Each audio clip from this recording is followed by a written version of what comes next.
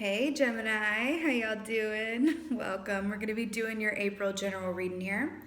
So let's talk about your meditation, why don't we? I saw you guys in a library. Great place to start, I say. Saw you in a library. It was interesting though. There was a higher, I would refer to it as a higher aspect of yourself. The aspect of yourself that knows what it is, knows what's coming a few steps down the road, has that inner knowing awareness and, deep sense of calm that comes with all of that, right? I saw that aspect of you displaced sort of separate from your day-to-day body and awareness, as it were. And I saw the higher aspect of you sitting by this beautiful, large bay window in said library, reading this book. And I got the feeling that this higher aspect of you knows exactly where your point of focus is going to be, where it wants to be, what's coming. And it felt very calm and self-assured without, nary a worry in the world.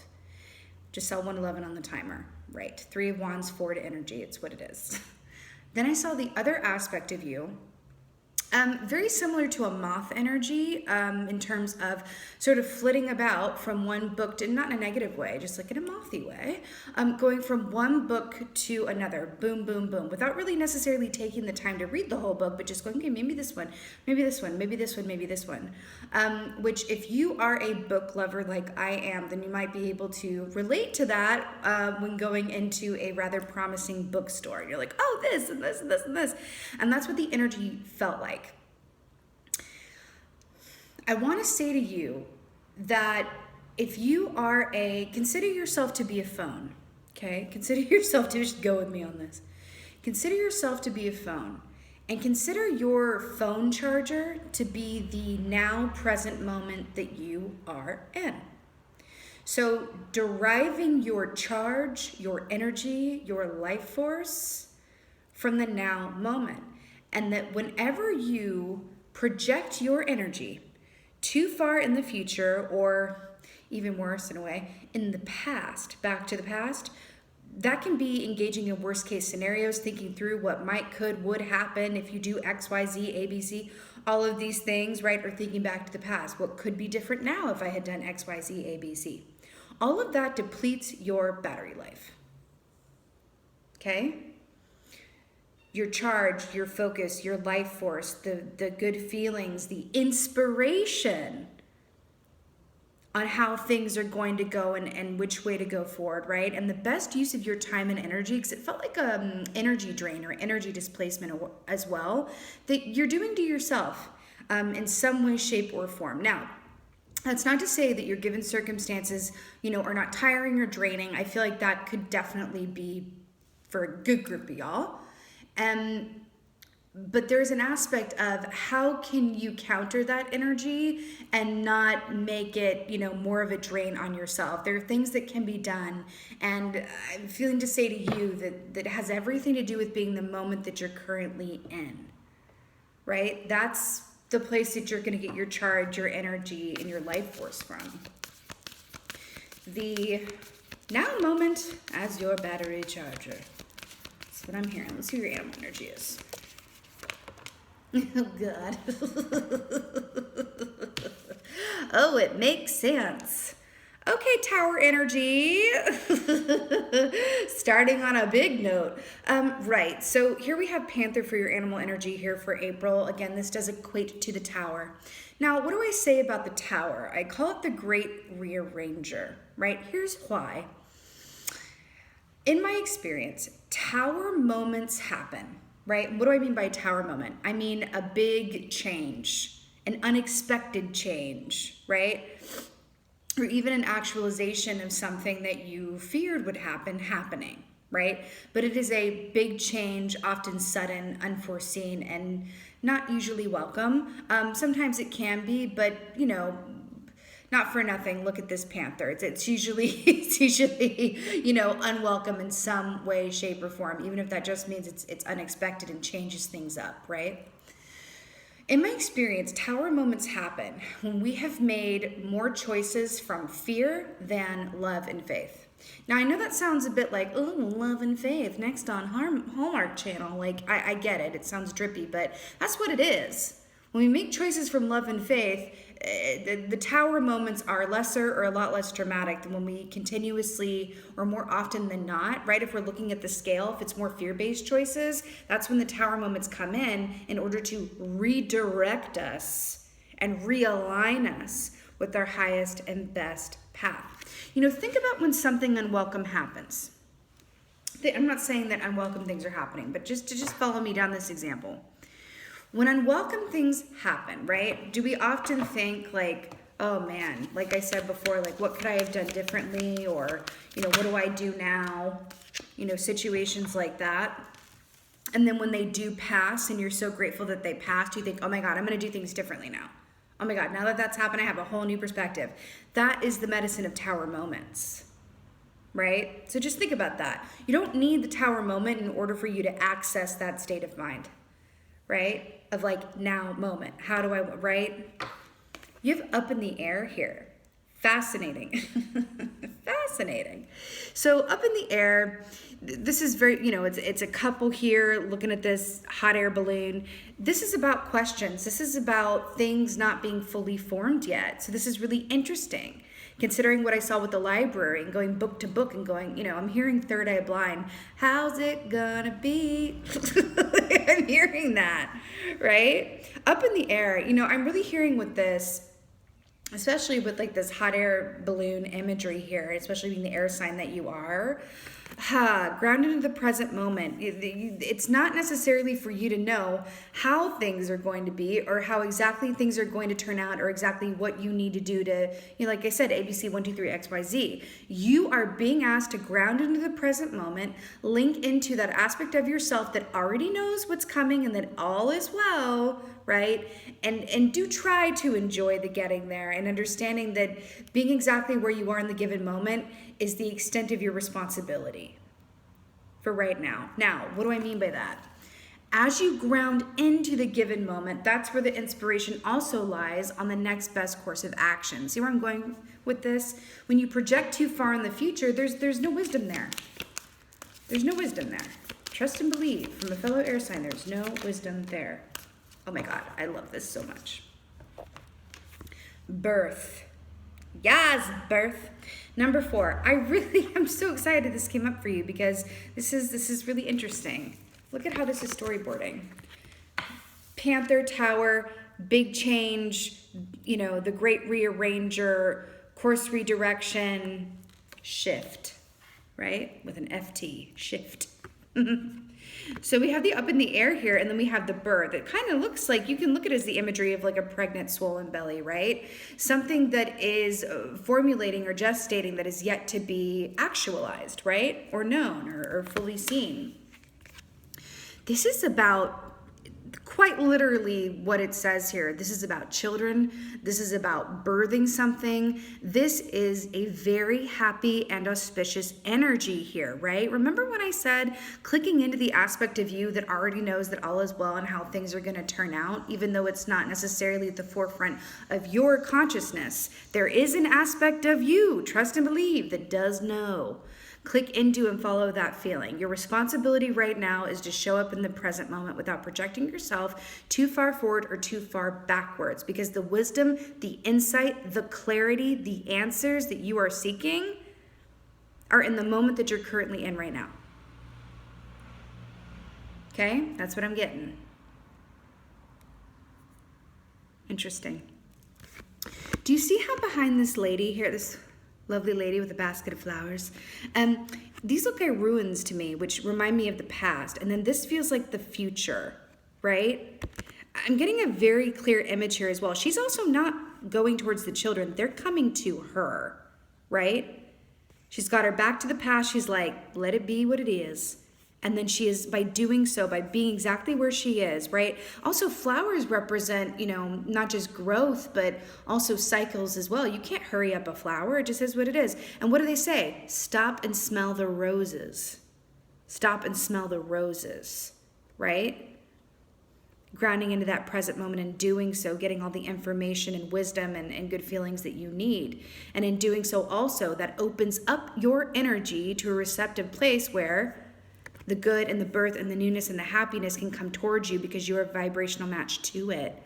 When we project ourselves, in the future or the past, that can, more often than not, block us off from being a vibrational match to attracting what we desire, right? Because we're not minding our business. Our business is the present moment. Oh my God. Wait a minute. That is really weird. Okay, real quick. This isn't your key, but it's on the bottom of the deck. Do you remember when I said that big library bay window? I mean, it's kind of like a bay, but this was the shape that I saw in the library window. Anyway, just thought you might want to know. The Oracle at Delphi, I'm so obsessed and not surprised that this has come up for you.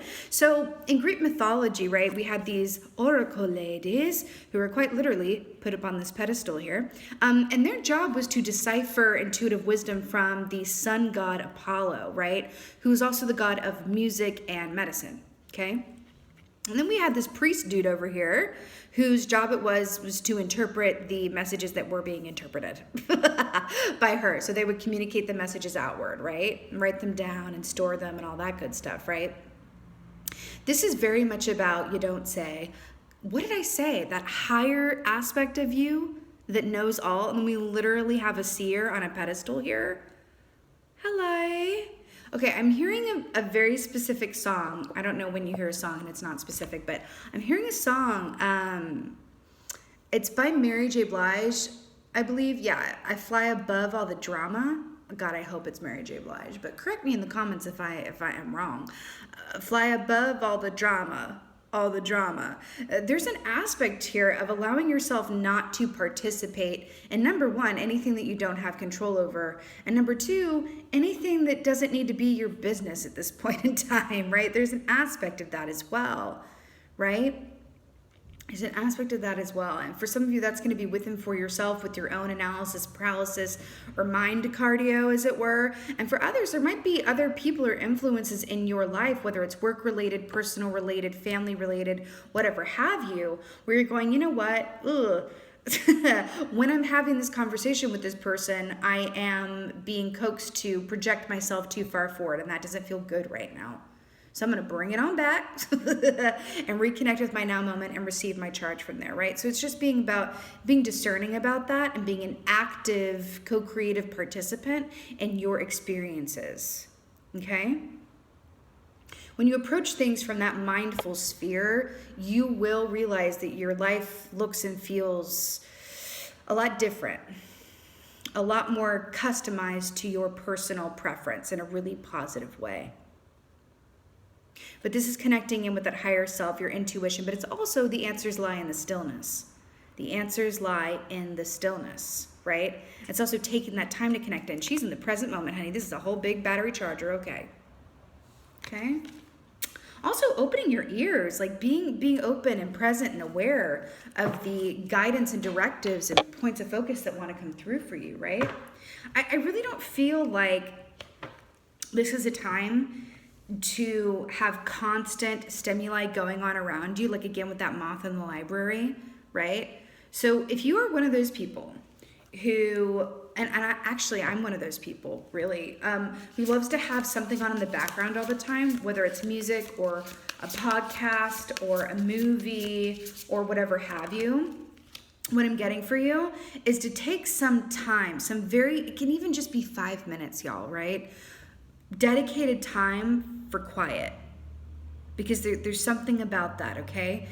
There's a moth energy that's really going on with you guys right now, and in order to harness that, I'm here to just make some time for complete quiet and silence. Now, this can be taking a walk in nature as well, with no headphones on or with the phone not ringing, right? But that's coming through for you, okay? I feel like there's a lot of clarity that is going to come through in the quiet. And if you feel resistant to that idea, then I would advise you to consider and observe why that might be, okay?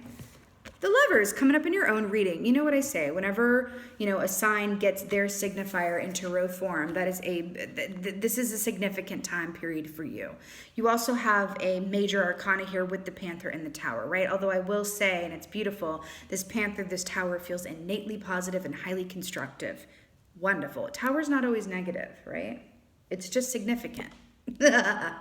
Beautiful. So lovers, like I said, Gemini energy. Hello, hello, hello. You know what's interesting here? Do you see this couple here? And then you see this pair of swans.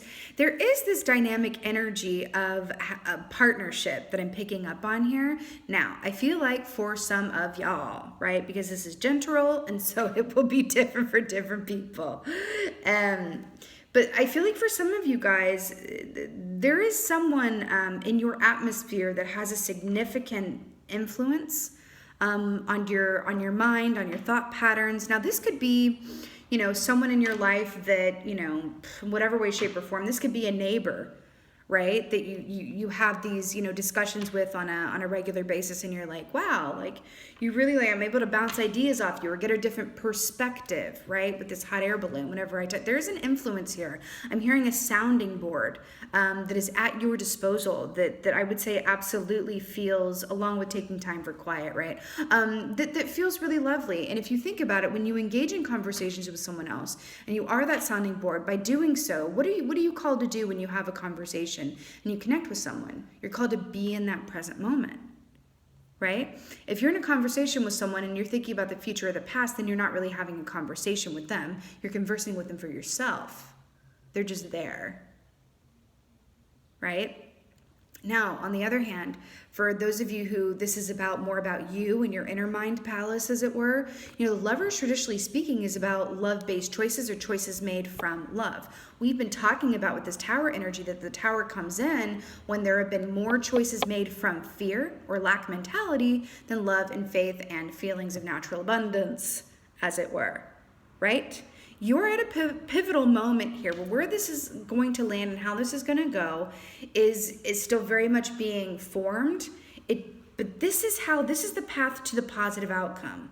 This is the energy at play, and it's up to you whether or not or how you do participate in it. Okay? But you are being called to make love-based choices and come from a place of trust and alignment. Remember, lovers as well is about inner and outer harmony. Remember how I was talking about it was a displaced aspect of you in the library that was sitting by the window reading the book and very calm and just with a slight smile on your face? And there was another aspect of you that was going book to book to book to book to book. And then we have the lovers here with the two sides. It's your choice how you spend this time, right? I feel like one is rather exhaustive, might get you to the same place, but then another one is very restorative. It's up to you, Earth.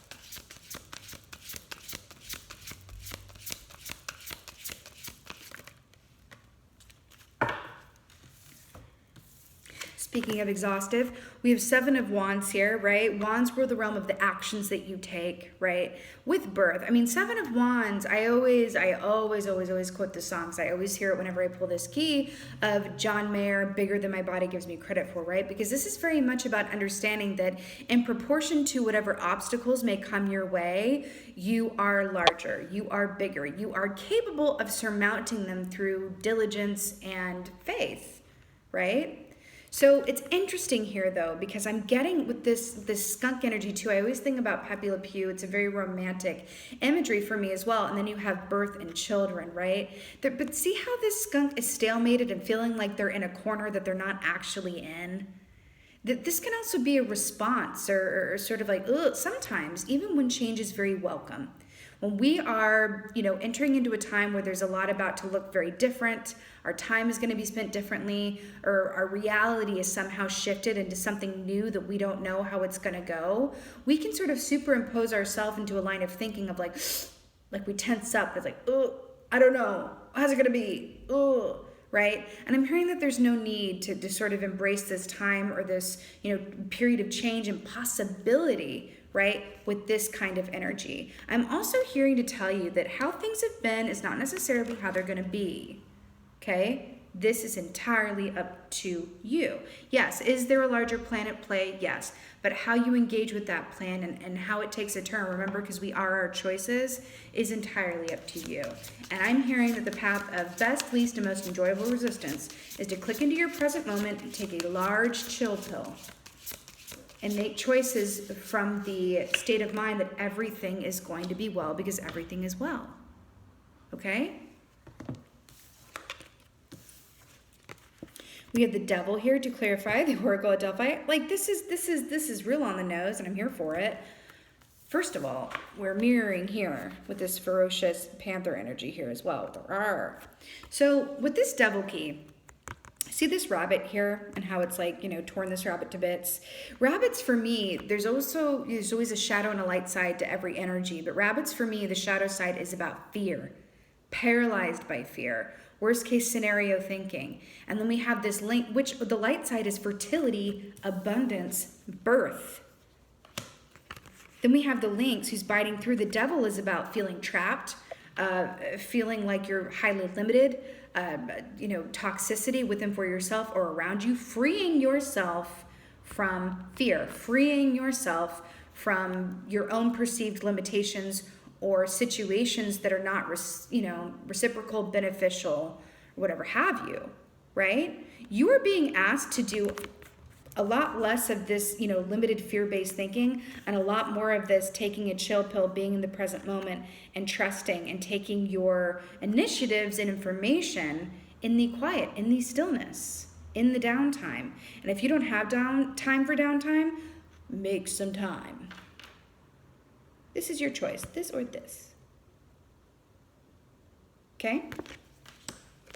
Let's get an oracle. I'm feeling this one. Oracle from a Gemini.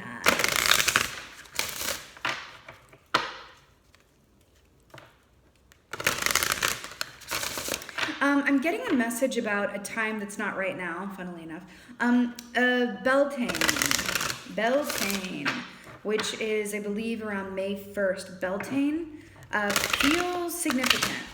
Okay, Beltane is a time of reunion, passion, romantic feelings, partnership, alignment.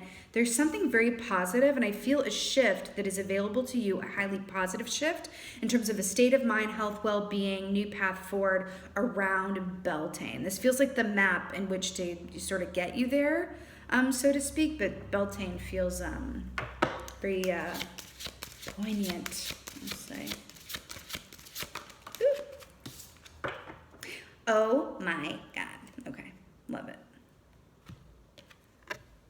South adventure. So I I really love this for you. Also, another 2 here. You know, the South gets a bad rap.